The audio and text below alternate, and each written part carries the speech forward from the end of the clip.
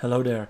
I will explain how WordPress action hooks work. To do this, I have created a little environment in which I have installed three main things: a fresh WordPress installation, WooCommerce, and a free WordPress theme called eStore.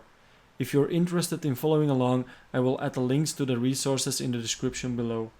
Without further ado, let's dive into hooks. What are action hooks? At their core, WordPress action hooks are bits of code that a developer creates in the source code, which other developers can then use to run their own custom code. Why would you use hooks?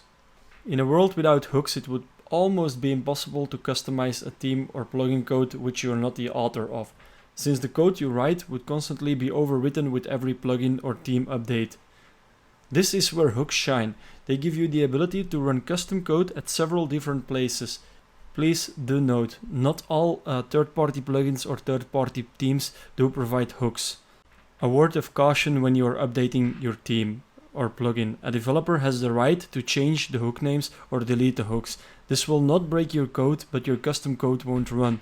Don't panic, most developers will let you know through a changelog or something if something drastic is about to change.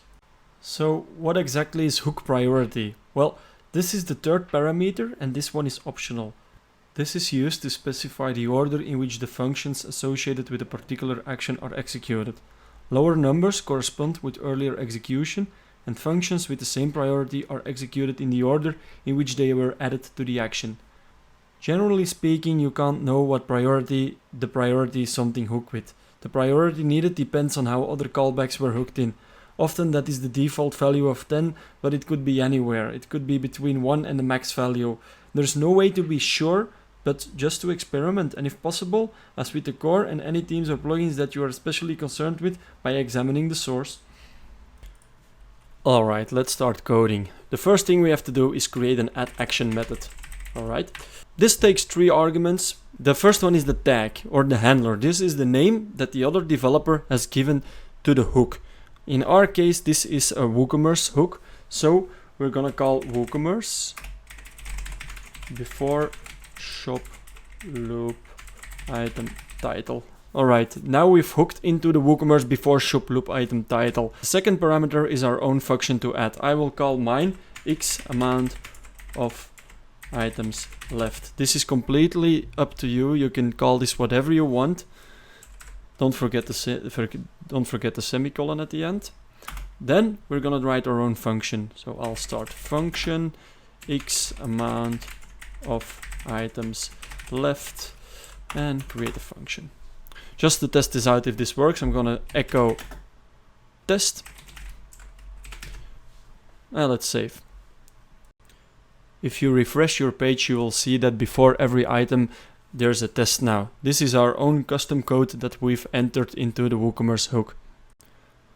If you look here on the right, I have displayed the template which is responsible for loading a product. This is the content product which resides in the WooCommerce templates.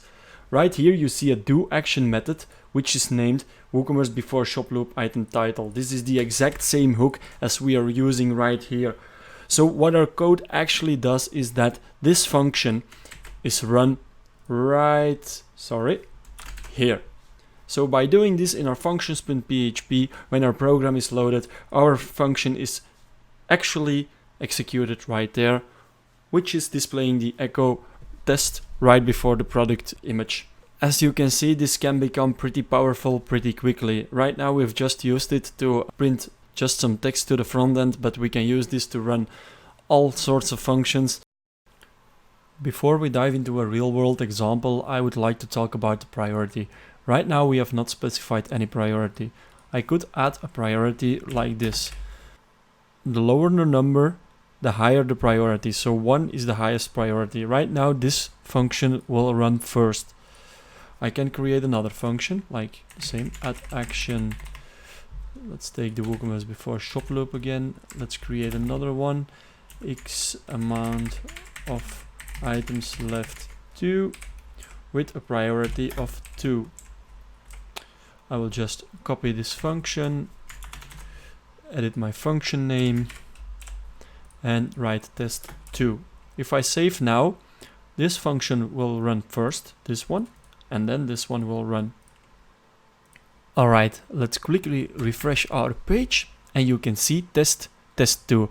Just note that by default the priority is 10. So if I remove this priority, I give the first one a priority of 11.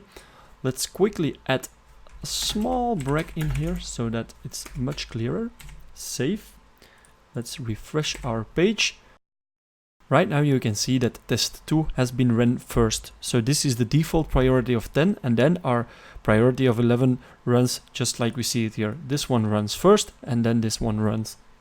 I would like to end with a real world example, one I have used in the past. So I have this little snippet over here. I'm just gonna copy it. I'm not gonna go over the internal working. So I'm gonna delete the echo test and I'm gonna paste my snippet. In short, this is just gonna take the product, every product, it's gonna load in every product, it's gonna see if it's a variable product, it's gonna get the variations, and it's gonna count all the stock quantities, and it's gonna print the stock quantities. If the stock quantity is between 5 and 1, it's gonna print out this many items left, so total stock items left. If it's exactly 1, it's gonna print out only 1 item left. This could actually be just a hard-coded number because it's always going to be 1, but I'm just seeing this now. So let's save this. Let's go to our website and let's run this. Before we go any further, I would like to add that I have added some custom styles. I have made the product class relative, and then I have made the latest items, which is this class.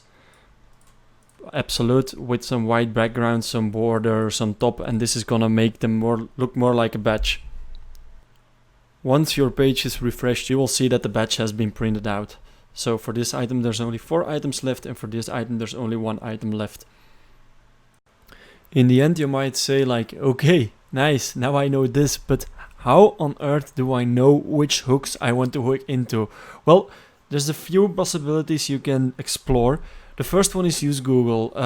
Most of the well-developed plugins, themes, and even WordPress or WooCommerce have their own hook reference. Like you can see here, I googled WooCommerce hook API, and the first thing I found is the hook reference. I have not opened this yet, so I will open this.